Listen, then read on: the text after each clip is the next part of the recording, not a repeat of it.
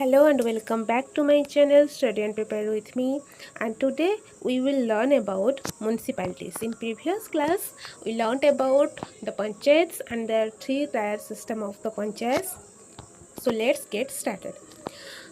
Municipalities. Most provisions for municipalities are similar to those contained in Part IX.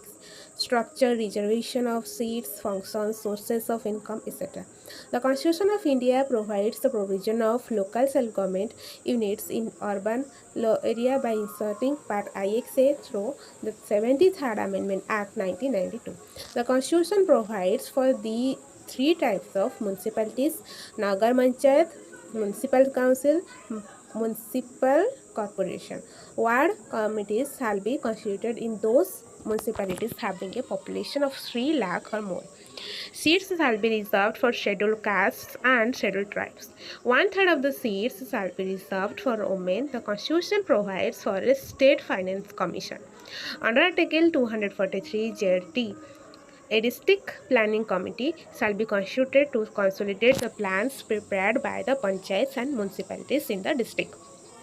Under Article 243 JE, a metropolitan planning committee shall be constituted. The members of municipality are generally elected by direct election.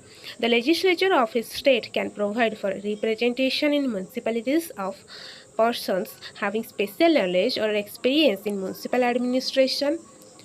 A member of Lok Sabha, State Assembly, Rajya Sabha and Legislative Council. The chairperson of ward committees. The Supreme Court.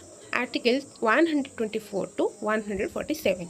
Every judge of the Supreme Court, after consulting the Chief Justice of Supreme Court, is appointed by the President of India. Article 124 states the establishment and the constitution of Supreme Court. At present, the Supreme Court consists of 31 judges.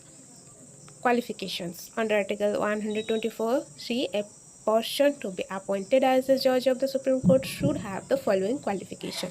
He should be a citizen of India. He should have been a judge of a high court, or he should have been an advocate of a high court for 10 years, or he should be distinguished jurist in the opinion of the President. Oath or affirmation administered by the President or some person appointed by him for this purpose. Tenure of judges. The Constitution makes the following provisions: holds office until he attains the age of 65 years, resign his office by writing to the President, removed from his office by the President on the recommendations of the Parliament. Removal of judges of impeachment. Under Article 124(4), a judge of the Supreme Court shall not be removed from his office except by an order of the President passed after an address by each House of the Parliament by a special majority. Judges can be removed only on the grounds of proved misbehavior or incapacity. No judge of the Supreme Court has been impeached so far. Salaries and allowances. Under Article 125, the salaries, allowances, privileges, leave and pensions of the judges of the Supreme Court are determined from the time to time by the Parliament. Acting Chief Justice. If you are new in my channel, don't forget to like, share and subscribe my channel, and you will have a bunch of new videos and the general knowledge about NCERT summaries and everything. Please subscribe my channel and support me to reach 1K subscribers. Thank you so much for watching.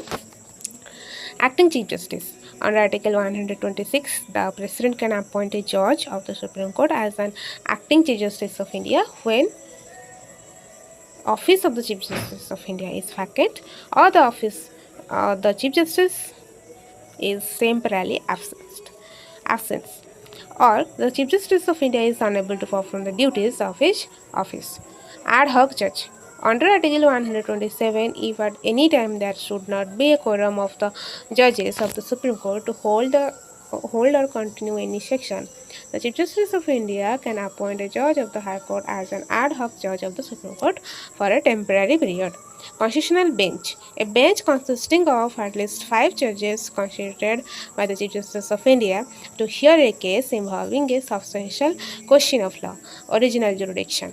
A Supreme Court decides the dispute between the center and one or more states, the center and any state or states on one side and on one or more states on the other, or between two or more states. Appellate jurisdiction.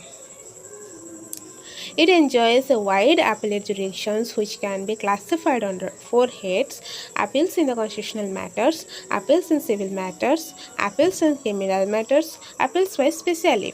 Advisory jurisdiction. The Constitution authorizes the President to seek the opinion of the Supreme Court. It is duly bound to give its opinion, which is not binding on the President. Power of judicial review. Judicial review is the power of the Supreme Court to examine the constitutionality of legislative enactments and executive orders of both central and state governments. Article 141 law declared by the Supreme Court to be binding on all courts within the territory of India. Article 144 all authorities, civil and judicial, in the territory of India to act in aid of the Supreme Court. It was during Chief Justice P.N. Bhagavati's tenure the concept of PIL was started in India. The jurisdiction of the Supreme Court to entertain an application under Article 32 for the issue of rates for the enforcement of fundamental rights is treated as an original jurisdiction of the Supreme Court called writ jurisdiction. The Supreme Court is the highest court of appeal from all courts in the territory of India. Supreme Court is the highest authority for interpretations of the Constitution. Supreme Court may hear appeals by granting special leave against any kind of judgment or order made by any court of tribunal except a military tribunal. Chief Justice of India. Can have a glance of it.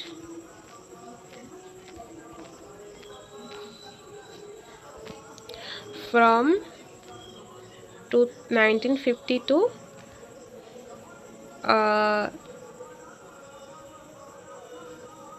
2021, all Chief Justice of Supreme Courts of India.